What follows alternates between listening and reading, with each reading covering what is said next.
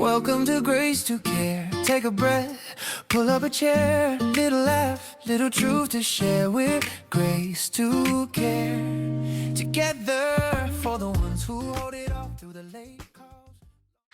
Welcome to Grace to Care. I'm Fern Sapp. And I'm Jessica Banner, and we're here having conversations on the grief, grit, and gift of caregiving. Reminding you that in caregiving, you're never meant to walk alone because we are Grace to Care. Fern, I got my hoodie. I see you. I'm so excited. I see you. This merch right here, I'm telling you guys, you have to get it. It's going to be on our website, and so you'll be able to purchase. We've got hoodies. We've got hoodies. We've got t-shirts. We got t-shirts. We've even got, Our my journal. gosh, our journals. Our affirmation Our journals. When we tell you we've got it for you, we've got it for you. Absolutely. I am very excited about today's episode because in our last episode, we talked about the season that you didn't plan for. Mm-hmm. The season you didn't plan for. We named it. We talked about what they all look like. And we told you the truth about how caregiving really arrives without asking for permission. But today, we're going to be sitting in on some questions that usually come in the life of every caregiver, and that is, how do I live in this season? Not how do I fix it, not how do I escape it, Nope. but how do I actually live here day to day, caring in and caring out? You know, most caregivers are doing the work, but internally they may still be fighting. Mm-hmm. It's that internal, gotta get it fight, right? Am I going to just be a taskmaster, or am I going to embrace the season for myself, for my care receiver, for our family at large, right? They're waiting for things to change, but also it's that space where things may be settling, or are you going to allow it to settle into new rhythms? But living in this season begins with stop arguing and dealing with reality, stepping into what is the new reality. Mm-hmm. And for me, that was an interesting season for me, because I know I keep saying it, but I was young, y'all. I was really gearing up. I was really starting to think about wanting a family. I was thinking about career shifts. You know, I'd been at the hospital for 7-8 years at that point. I wanted to make some changes.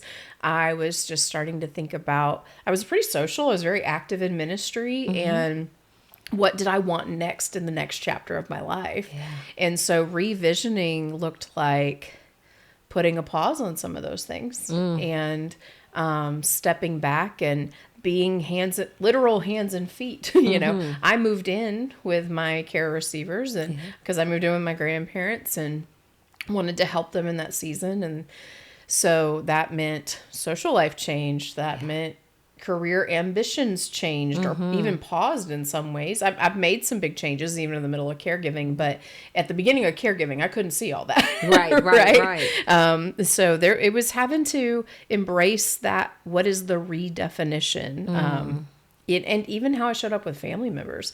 You know, I think we talked about before, like all my siblings were having babies and getting married, and here I was dealing with end-of-life care with a terminal illness, and that was a very interesting thing to have to redefine.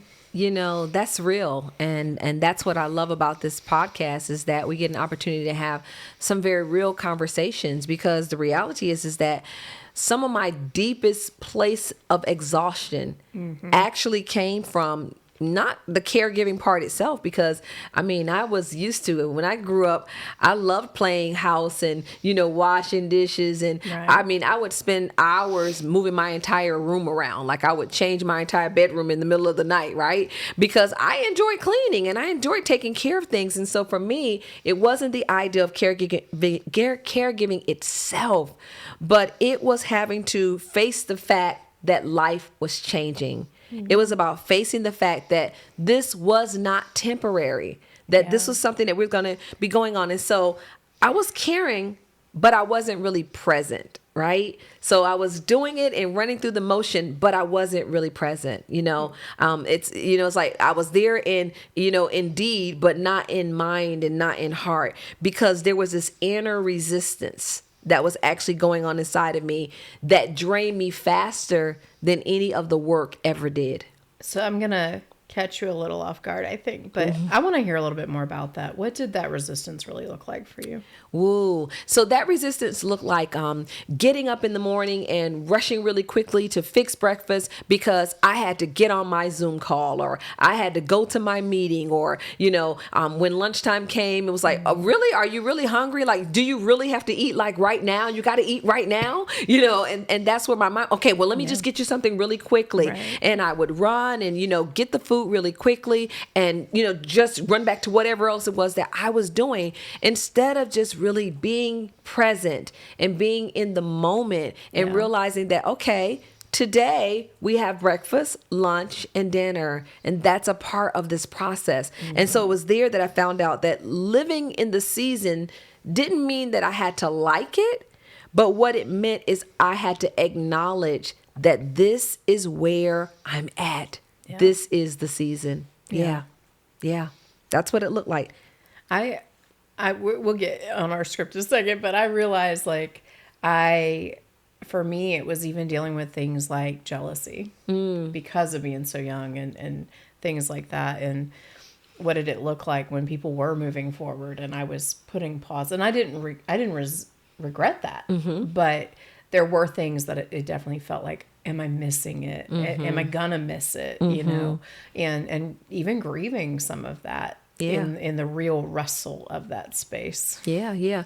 Because the reality is that in caregiving, we often try to measure ourselves by who we were before this happened and what we were doing before this actually occurred. I mean, before the diagnoses, before the responsibilities actually came and everything began to change in your life. For me, it was also, I was a businesswoman and, I owned my own business and I still do.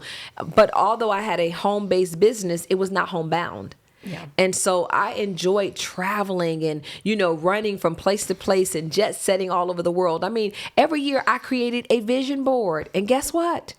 Caregiving was not on my vision board. Yeah. It was nowhere there. I mean, there were so many things. Now, ironically, what's really funny is that there was a podcast mic on my vision board and it was named something else, Speak Purpose. I had no idea that the grief, the grit, and the gift that this would bring was really aligning us to be in purpose. And so now today, when we're on Grace to Care, we're speaking purpose. That's so funny. When I went into caregiving, every year I had a podcast, my thing. And I was like, maybe one day, I don't even know what. So it's interesting. Here we are. But getting back to what you were saying, living in this season often means releasing old measurements. And that means old expectations, how we measured success in any given day, and redefining even what good days look like, right? That's good. We want to talk about, maybe a good day means we all ate today. We ate our meals, right? A good day might mean that I found one moment today to take a deep breath and have just a really peaceful moment. And it may even look like I asked for help instead of trying to push through on my own. And so I know for me, when my dad got hurt when I was in college, I had a professor who asked me why I didn't take a medical hardship withdrawal because it was a very severe medical process. And I was like, I didn't even know it existed. I didn't even know it was an option. But in that moment, in that season, God was talking to me because I in my younger years, I definitely, dealing with perfectionism and all the things. Yeah. I was like, I feel like I'm failing. I'm failing in all these places. And God was so kind to me because he said, Jessica, you don't have unlimited resources. Yeah. You're not designed that way. You have to eat. You have to sleep. You have to, So if you measured your amount of resources on a scale of 100, right? If I normally gave 40% to work and 30% to school and 20% to family, and he said, when things like this happen, that thing takes from the percentage. You don't just magically have more resources. Right. So you may be pulling 10% from work and 10% from school and 15% from family. And as long as you're still giving your best in that subtraction, Yeah. you're still good. Yeah. You know, but having the mindset, that's part of that adjustment and that redefinition and giving new measurement, because I used to be able to give 40%. But now I can only give 20. Yeah. Because that other 20% goes to the things I'm doing to take care of this other person. And that doesn't equate failure. It just equates redefining, where am I succeeding and how am I doing life? Absolutely. And understanding that today I may be able to give 80% to something and tomorrow it might be 20%. Yeah. But understanding that it's okay. In fact, if I could create another piece of merch, I put on the merch for every caregiver, hashtag, it's okay. It's okay. Because every day you have to show up in the space and in the grace that you've been given. Yeah. And guess what? If today you've got 20% to give, it's okay. It's okay. In fact, you should tell yourself right now, it's okay. Because the reality is, it's okay. It's okay. It's okay. It's okay. Listen, we're going to pause for a moment and we're going to hear from one of our sponsors out there. There are moments no one prepares you for. The ones that don't make the highlight reel. The ones you carry quietly.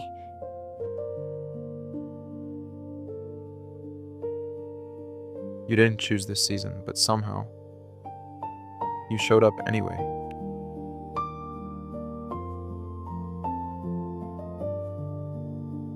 This is the space between grief and grit, where exhaustion meets love, and where the hardest work can still hold meaning. Welcome to Grace to Care. Conversations for those who care for others, while learning to care for themselves. Grace to Care is made possible by partners who believe caregivers deserve support. Now welcoming founding sponsors.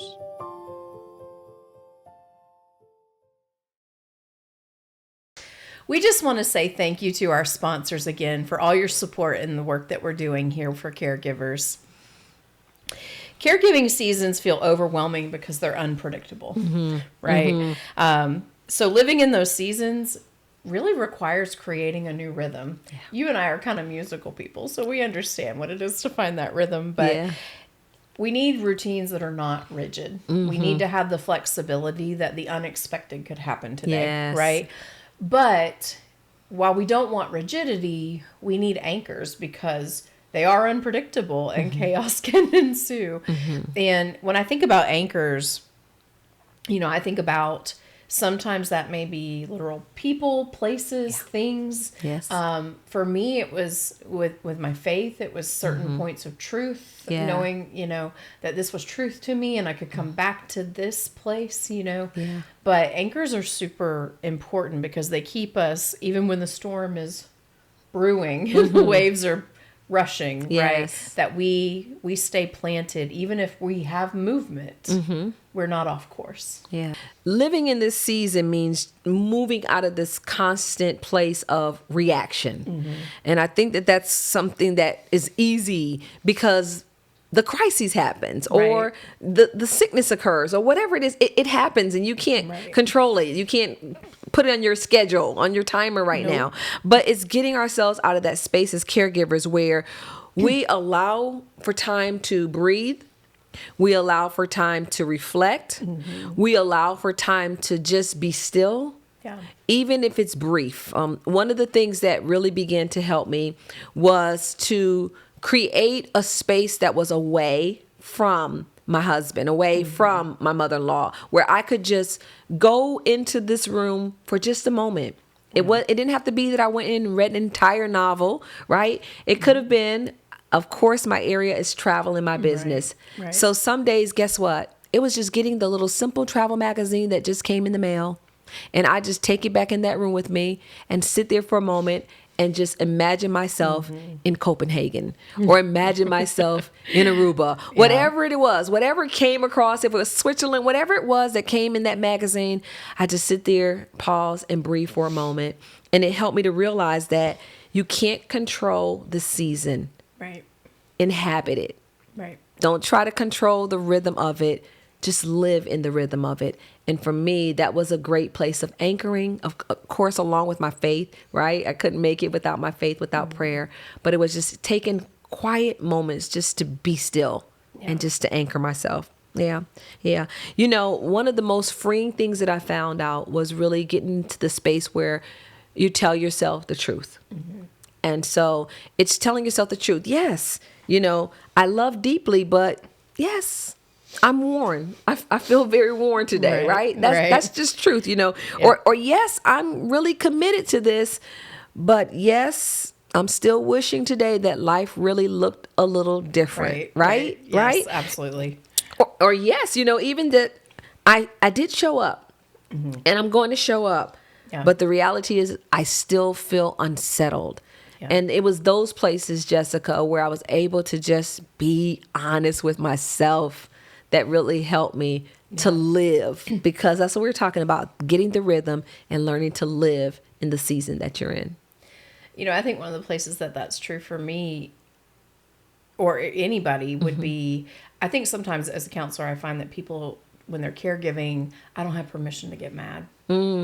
What does it look like when I get mad at my care receiver? Because they're still my family member that I used to get mad at, you know, and that there's moments when that might happen, you know? Yes. And or there's moments that I'm sad and I can't share it with them because I'm trying not to pull them down or, you know, they're trying to stay strong. And so I think that's important with what you're saying in terms of telling ourselves the truth. That part of the truth is connecting to the whole truth.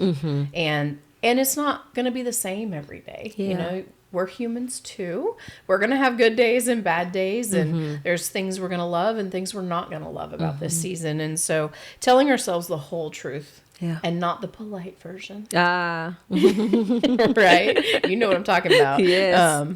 It's okay to be honest with yourself. And that sometimes requires being honest with another person. Yeah. Right. I know for me, I got into caregiving and there were definitely some concerns and things that I knew were going to come up, and I went into counseling. And I was in caregiving for several years and I stayed in counseling, you know, because I needed to process things at home. I needed to have a place to have a voice. I needed to work through some other stuff for myself. And I don't know what I would have done if I had not had that space. And I was really fortunate that I had 3 or 4 really good friends that, you know, I lost most of my friends because I went into caregiving that season. They just all disappeared.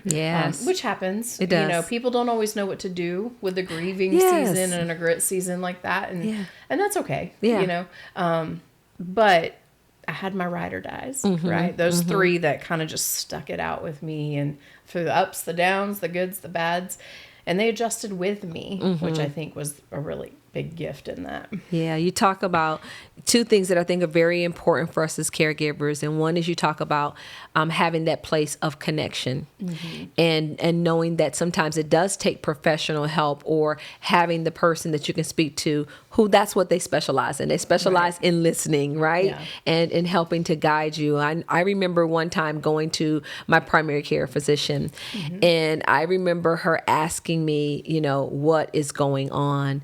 And I just laid it all out there. And after I laid it out on the line, she began to tell me where I was at physically. And as she started sharing with me where I was at physically, here's the beauty in that. Because I'd already told her what was going on with me, she shared with me some things that were very heavy. I think at that point, my A1C was an 11. And I was very sick. I really was. But she had given to me a lot of information. And I remember her pausing, leaving out of the room, coming back in while I was getting ready. And she said, hey, listen, we're going to go to dinner. I have one more patient to see because I need to help you to process what we just went through. But it was because we had made that connection, because I was able to download, you know, and to share. And that's what we have to do, find the places of connection. But the other thing that you said that was very important is to understand that sometimes there are places where you disconnect, where you don't necessarily meet that person at that same space and at that same level. It's a time when we have to realize, who is my tribe now? Yeah. because the reality is we have to learn how to vibe with our tribe. And sometimes the weight, right? I had to even learn with my children. I had to learn with my son. You couldn't just dump everything on him that was going on with his father, because that's his hero. And so if you're telling him all of these things that were going on, and it was just a lot to process. Right. And so we have to learn when to connect, when to disconnect, and when to vibe, and what that tribe really, really looks like. Yeah. Yeah. Yeah. I love that about knowing the disconnect part too, because some people will naturally disconnect from us. That is one of the biggest things caregivers report, right? That people do go away, and that's not really about you. I just want to encourage that a little bit, but it also gives you permission to disconnect, because most of us have our hands in lots of things, and that it's okay for a season. Again, like we said before, that doesn't mean failure. Right. It just means change Yeah. and adjustments. Yeah. And you never know what's going to come on in a different space and season. Yeah. I love it. Here we are, right? Absolutely. So we didn't know to expect this. We didn't. And that this was going to be one of the gifts that came out of our own experience. Yeah. And so, Yeah. talking about adjustments, like we were just talking about, social life does adjust quite yes, a bit. Yes, yes, yes. And I would just encourage you may have to get creative, right? For the ones that are going to be there, like, I know that people had to come see me. People were used to me being the one to go out. Yeah. And I don't mean out, but just, I would meet them where they were. But in that season adjustment, they had to start meeting me where I was. And it's okay. I had to ask for that. Yeah. And some people didn't. And that was okay. The ones who could, who had the capacity, came. And so connection can be broad. That can look like counselors and coaches. That may look like pastors, pastoral counselors, support groups. Yeah. There are many, many, many wonderful support groups for different diagnoses, different illnesses, Yes. just caregiving as a whole. There's grief groups. Even for me, I knew a woman who was going to school to be a death doula. I didn't even know that existed. Wow. Wow. But it's somebody, just like you have a birthing doula. Yes. It's someone who helps families and care receivers Wow. walk that end of life process. And Wow. I thought, wow, that's brilliant. That is brilliant kind of support. Yeah. And even for us, we talked about it a little bit with our merch, but we want to create tools, and we did that. We created our first one. We created our affirmation journal, Yeah. and this is the 14th week of the year, and the journal is by week. And it's interesting because week 14 said the affirmation for that is, I'm rooted in purpose when life shifts. How awesome is that? How That's awesome. exactly what we're talking How about. And we awesome. didn't do that on purpose. Yeah. Right. We couldn't have planned it. Yeah. Yeah. Yeah. And so we really want to work on giving you guys tools and let you know you're not carrying this weight alone. Yeah, Right. yeah. And it requires being able to accept shifts in what connection can and will look like. Yeah. And living in this season becomes more sustainable when you're not carrying it alone. Yeah, yeah, yeah. Something that you said that I think is so good, and that is that when you do have that connection shift, it's okay. Sometimes it's not about you, but sometimes it's about a person just not having the capacity to carry what you are going through in the place where you're at. And it's okay. It's okay. I keep saying we're going to make that t-shirt, or we're going to make that hashtag. It's okay. It really is okay. So if you're listening here on today, here's a question that we want you to sit with. What would it look like to stop fighting this season and to start living in it? Just as it is. No adjustments, no trying to make it perfect, make it right. But what would it look like to stop fighting this season and to start living in it? If you're listening on today and wondering whether anyone truly sees you, we do. If you're wondering whether anyone really does hear you, we do.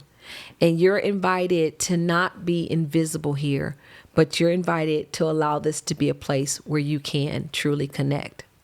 Absolutely. And I know a lot of us in caregiving can say, I'm alone, and people don't see me.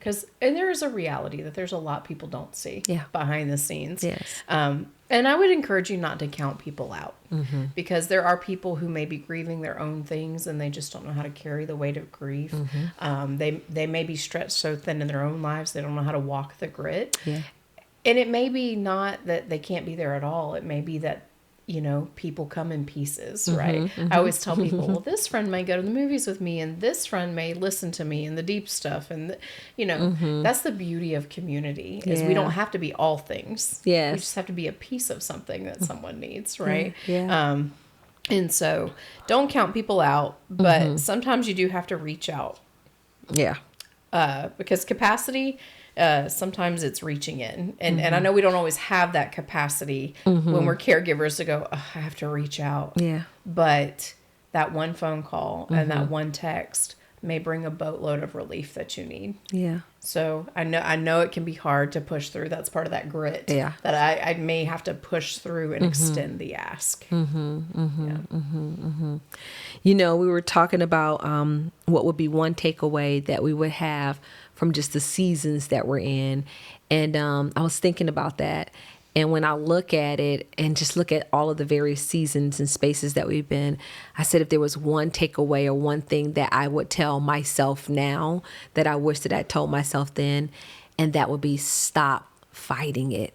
Really, to stop fighting it. That's one of the questions that we ask, but I would have told myself to stop fighting it. My biggest thing was that I thought I was missing out of life so much. But once I stopped fighting it, I realized that I began to see life from a different perspective and that this is life, right? This is us. And guess what?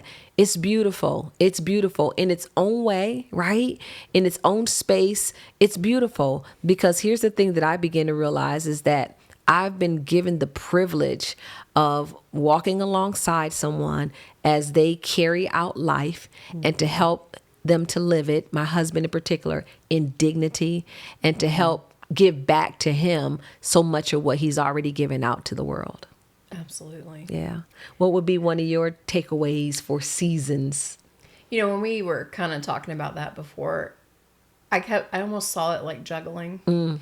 And in life, I had all these things going on and I was juggling it and I had that rhythm that we were talking about. Yeah. And part of, I think, my takeaway is just let it fall.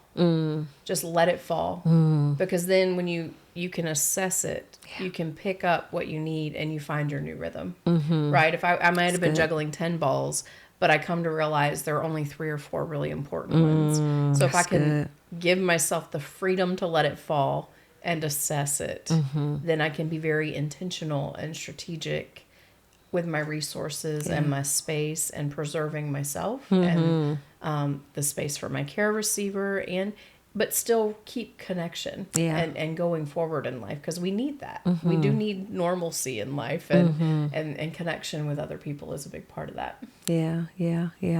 I love it. I just love where we're at. I love the fact that we're getting a chance to come in and to share. And I'm looking forward to where we're going. Yeah. So next time, we've talked about the call, not expecting it. We've talked about this fight. Am I going to reject it, embrace it? Yeah. And what does new rhythm look like? Yeah.